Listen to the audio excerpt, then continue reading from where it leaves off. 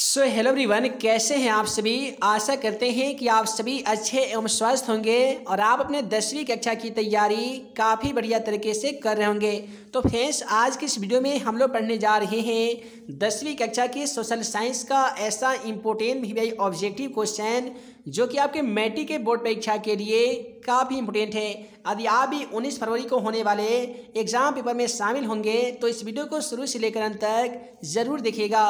तो चलिए फ्रेंड्स, बिना समय गवाए आज का पहला सवाल क्वेश्चन नंबर 1 को देख लेते हैं। दोस्तों, जैसा कि आप सभी मोबाइल स्क्रीन पे आज का पहला सवाल क्वेश्चन नंबर 1 को देख पा रहे हैं। पहला सवाल कहता है कि यूरोप वासियों के लिए किस देश का साहित्य एवं ज्ञान विज्ञान प्रेरणा का स्रोत रहा। तो पहला ऑप्शन में दिया गया जर्मनी, ऑप्शन बी में दिया गया यूनान, ऑप्शन सी में दिया गया तुर्की और आपका ऑप्शन डी में दिया गया है इंग्लैंड। तो जैसा कि आप सभी को मालूम होगा कि हमारा वीडियो सीरीज का पहला क्वेश्चन के जवाब आप सभी को वीडियो के नीचे जाकर कमेंट बॉक्स में इसका सही जवाब लिखना होता है। तो क्वेश्चन नंबर 1 का क्या सही जवाब होगा, आप जल्दी से वीडियो के नीचे चले जाइए और कमेंट बॉक्स में जाकर क्वेश्चन नंबर 1 का सही जवाब लिख सकते हैं। उसके बाद में अगला सवाल उसमें 2 को देखिए कि इटली एवं जर्मनी वर्तमान में किस महादेश के अंतर्गत आते हैं। तो याद रखिएगा, इटली और जर्मनी वर्तमान में यूरोप महादेश के अंतर्गत आते हैं। क्वेश्चन का सही जवाब ऑप्शन सी होगा, यूरोप। उसके बाद में क्वेश्चन 3 को देखिए कि रूस में जार का क्या अर्थ होता है। ठीक है जी, तो रूस में जो जार का अर्थ होता है वो रूस का सम्राट होता है, क्योंकि रूस के जो भी सम्राट हुआ करते हैं उन्हीं को जार कहा जाता था। क्वेश्चन का सही जवाब ऑप्शन डी होगा।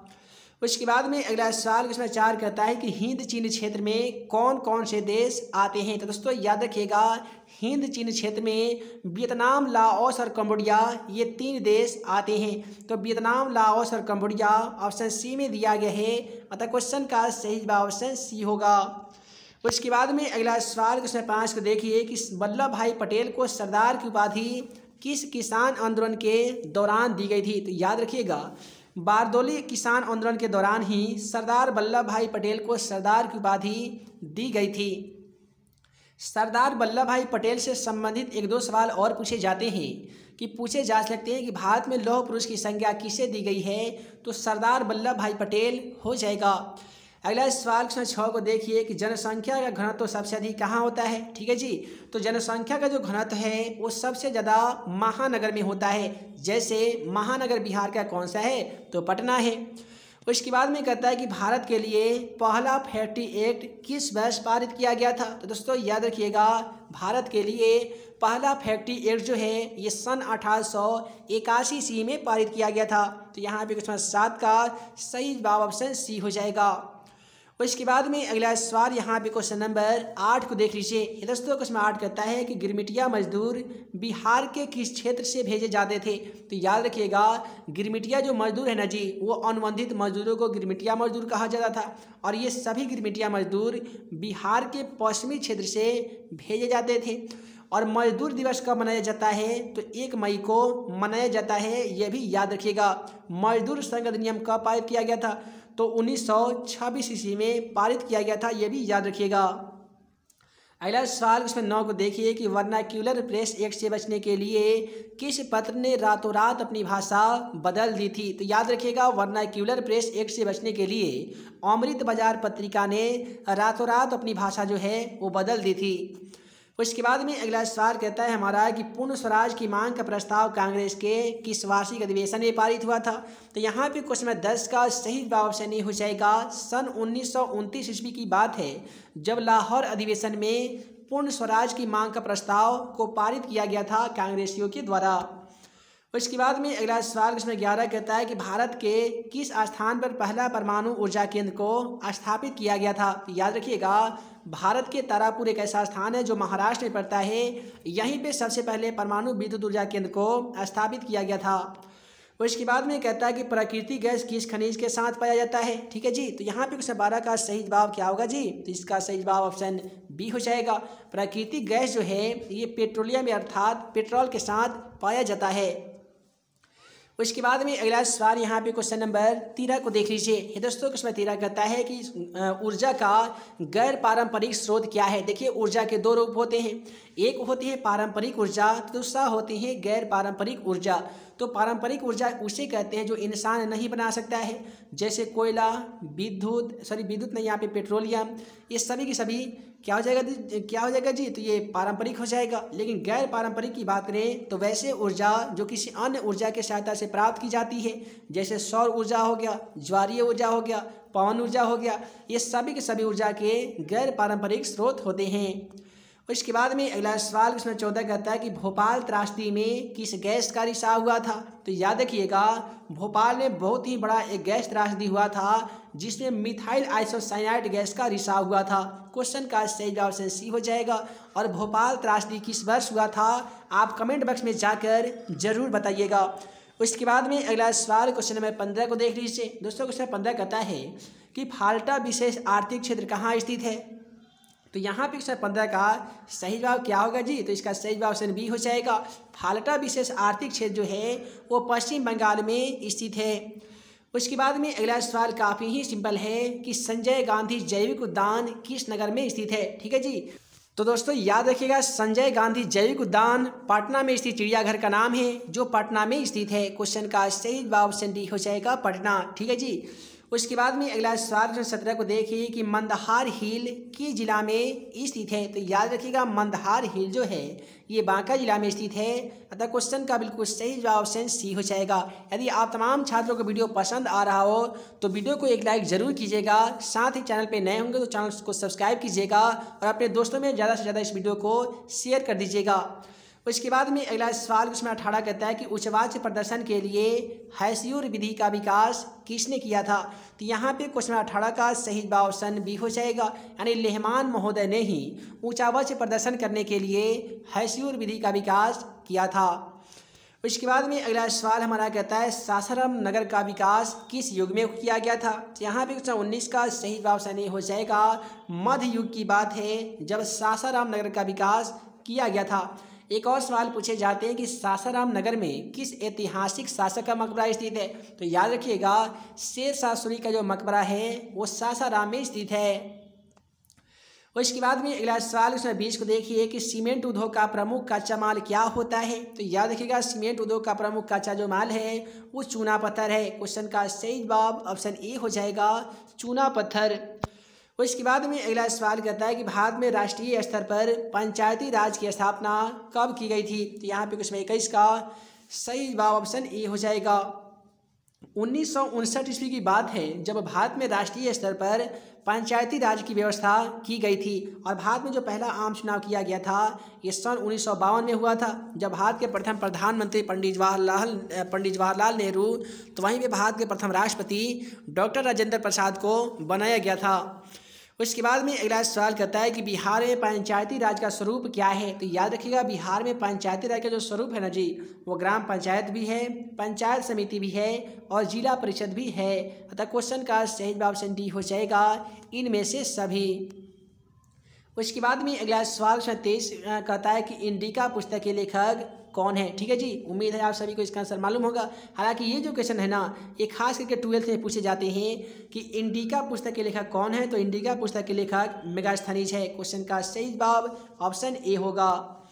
उसके बाद में अगला सवाल 24 कहता है कि भारत में सर्वप्रथम नगर निगम की स्थापना कहाँ पे की गई थी। तो दोस्तों याद रखिएगा भारत में सबसे पहले नगर निगम की जो स्थापना है वो चेन्नई में की गई थी। यहाँ पे क्वेश्चन का सही जवाब ऑप्शन ए होगा चेन्नई।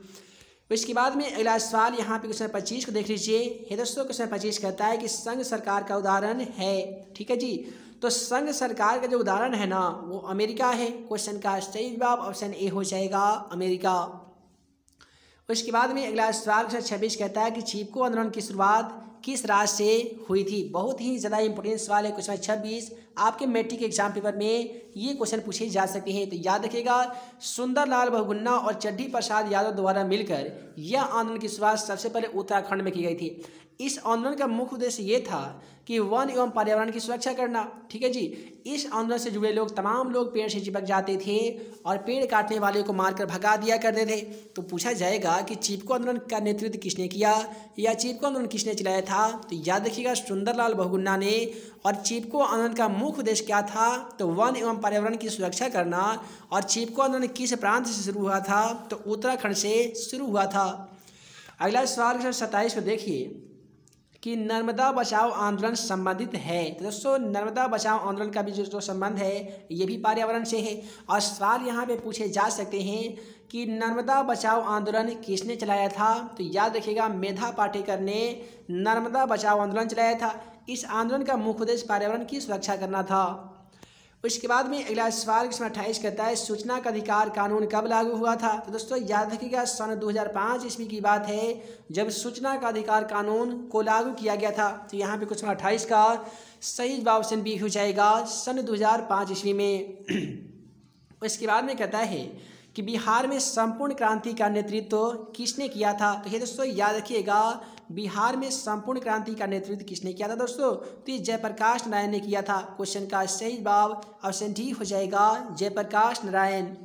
उसके बाद में अगला सवाल यहाँ पे क्वेश्चन नंबर 30 को देख लीजिए। क्वेश्चन 30 कहता है कि निम्नलिखित में से किसे प्राथमिक क्षेत्र कहा जाता है। पहला उसमें दिया गया सेवा क्षेत्र, मछली पालन, औद्योगिक क्षेत्र और डी में दिया गया इनमें से कोई नहीं।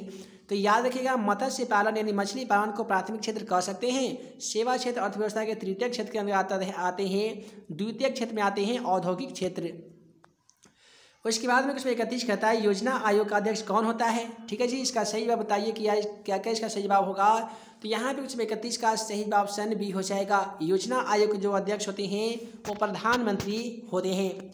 उसके बाद में अगला सवाल का सही जवाब बताइए कि भारत में वित्तीय वर्ष होता है। उम्मीद है आप सभी को इसका आंसर तो मालूम ही होगा कि भारत में वित्तीय वर्ष आखिर कब होता है। ठीक है जी, तो भारत में वित्तीय जो वर्ष है वो 1 अप्रैल से 31 मार्च तक होता है। तो यहाँ पे क्वेश्चन 32 का सही जवाब ऑप्शन ए हो जाएगा। अगला सवाल क्वेश्चन 33 का सही जवाब बताइए कि दादा भाई नौरोजी ने सर्वप्रथम राष्ट्रीय आय का अनुमान कब लगाया था। तो दोस्तों यहाँ पे क्वेश्चन 33 का सही जवाब ऑप्शन ए हो जाएगा। सन 1868 ईस्वी की बात है जब दादा भाई नौरोजी ने सबसे पहले राष्ट्रीय आय का अनुमान लगाया था। उसके बाद में अगला सवाल 34 को देखिए कि मुद्रा के कार्य है जी, मुद्रा का जो कार्य है वो क्या क्या है। तो मुद्रा के कार्य मापन भी है, संचयन भी है और भुगतान भी है। तो क्वेश्चन का सही जवाब ऑप्शन डी हो जाएगा। मुद्रा का कार्य इनमें से सभी है, मापन, संचय, भुगतान। उसके बाद में अगला सवाल 35 को देखिए कि भारत की वित्तीय राजधानी किस शहर को कहा जाता है। तो याद रखिएगा भारत की वित्तीय जो राजधानी है ये मुंबई शहर को कहा जाता है। यहाँ पे क्वेश्चन 35 का सही जवाब ऑप्शन ए हो जाएगा मुंबई। उसके बाद में क्वेश्चन 36 का सही जवाब बताइए कि कौन बीमारू राज्य नहीं है। आप सभी को बता दें यहाँ पे 36 का सही जवाब ऑप्शन बी हो जाएगा क्योंकि बिहार, उड़ीसा और मध्य प्रदेश ये 3 भारत के ऐसे राज्य हैं जो बीमारू राज्य की कैटेगरी में आते हैं। लेकिन कर्नाटक की बात की जाए तो कर्नाटक बीमारू राज्य नहीं है। उसके बाद में अगला सवाल 37 कहता है कि इनमें से कौन सी बहुराष्ट्रीय कंपनी नहीं है। आप सभी को बता दें, देखिए सबसे पहले समझिए कि बहुराष्ट्रीय कंपनी कहते किसे हैं। तो वैसे कंपनी जो एक देश में नहीं बल्कि अनेकों देश में जाकर अपना व्यापार करती है, अपना बिजनेस को वहाँ पे बढ़ावा देती है। ठीक है जी, ऐसे कंपनी को बहुराष्ट्रीय कंपनी कहा जाता है। और बहुराष्ट्रीय कंपनी किसे कहते हैं, ऐसे सवाल मैट्रिक एग्जाम पेपर में 2 नंबर में भी पूछे जाते हैं। तब फोर्ड मोटर्स है और सैमसंग तथा कोका कोला ये तीनों के तीनों कंपनियां एक देश में नहीं बल्कि अनेकों देश में अपना इकाई लगाती है, अनेकों देश में व्यापार करती है, इसलिए ये तो बहुराष्ट्रीय कंपनी है। लेकिन नया ऑप्शन डी में दिया गया संतोष, और संतोष एक बहुराष्ट्रीय कंपनी नहीं है। अगला सवाल 38 को देखिए कि भारत में उपभोक्ता संरक्षण अधिनियम की घोषणा कब की गई थी। तो दोस्तों याद रखिएगा सन 1986 ईस्वी की बात है जब भारत में उपभोक्ता संरक्षण अधिनियम की घोषणा की गई थी। इसलिए क्वेश्चन 38 का सही जवाब यहाँ पे ऑप्शन ए हो जाएगा सन 1986 ईस्वी में। उसके बाद में अगला सवाल 39 को देखिए कि महासागर की तली में होने वाला कंपन किस नाम से जाना जाता है। इसका सही जवाब बताइए जी कि क्वेश्चन 39 का क्या सही जवाब हो जाएगा। देखिए महासागर के तली में यानी महासागर के सबसे निचले वाले भाग में यदि कंपन होता है उसे हम लोग सुनामी कहते हैं। क्या कहते हैं जी? सुनामी कहते हैं। और जो पृथ्वी में कंपन होता है उसे भूकंप कहते हैं। सुनामी की तीव्रता की माप सुनामीटर के द्वारा की जाती है, तो वहीं पे भूकंप की तीव्रता की माप रिएक्टर स्केल के द्वारा की जाती है। एलएस सवाल क्वेश्चन 40 देखिए कि मलबे के नीचे दबे हुए लोगों का पता लगाने के लिए किस यंत्र की मदद ली जाती है? तो देखिए इसका आंसर हालांकि 2 होता है। ठीक है जी, कौन कौन? आइए बता देते हैं। मलबे के नीचे मान लेते हैं कि कोई अचानक कोई घर है जो गिर गया, उसमें बहुत सारे लोग दबकर मर गए। उन दबे हुए लोगों का पता लगाने के लिए जो यंत्र की मदद ली जाती है वह इंफ्रारेड कैमरा या प्रशिक्षित कुत्ता। यदि प्रशिक्षित कुत्ता ऑप्शन में रहेगा तो इंफ्रारेड कैमरा नहीं रहेगा, इंफ्रारेड कैमरा रहेगा ऑप्शन में तो प्रशिक्षित कुत्ता नहीं रहेगा। यहीं पे देखिएगा ना, तो दूरबीन दिया गया है, इंफ्रारेड कैमरा दिया गया है, हेलीकॉप्टर दिया गया और टेलीस्कोप दिया गया है। तो ऐसा ऑप्शन दिया जाएगा तो क्वेश्चन का सही ऑप्शन भी हो जाएगा इंफ्रारेड कैमरा। दोस्तों आज की इस वीडियो में हम लोगों ने देखा 10वीं कक्षा के सोशल साइंस यानी सामाजिक विज्ञान का ऐसा इम्पोर्टेंट भी ऑब्जेक्टिव क्वेश्चन जो कि आपके मैट्रिक के बोर्ड परीक्षा के लिए काफ़ी इम्पोर्टेंट था। उम्मीद करते हैं कि आज का यह वीडियो आप सभी को पसंद आया हो। दोस्तों वीडियो पसंद आया हो तो ज़्यादा से ज़्यादा संख्या में वीडियो को लाइक कीजिए, अपने दोस्तों में शेयर कीजिए। नए होंगे चैनल को तो चैनल को सब्सक्राइब कर लीजिए ताकि ऐसे ही आने वाली हर 10वीं कक्षा का वीडियो आप सभी को मिल सके और आप हमारे द्वारा बनाए गए तमाम इंपॉर्टेंट क्वेश्चन का वीडियो सबसे पहले देख सकें। तो हे दोस्तों हम जल्द मिलेंगे अगले वीडियो में नए भी क्वेश्चन के साथ। तब तक के लिए आप सभी को वीडियो देखने के लिए बहुत बहुत धन्यवाद।